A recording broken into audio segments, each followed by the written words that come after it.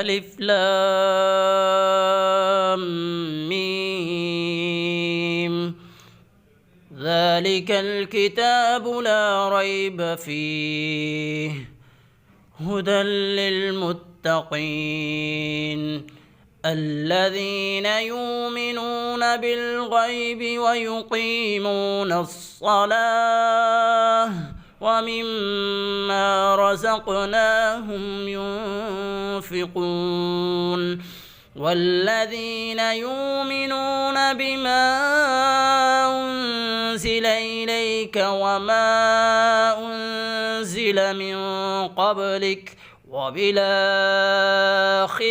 هم يوقنون أولئك على هدى من ربهم وأولئك هم المفلحون.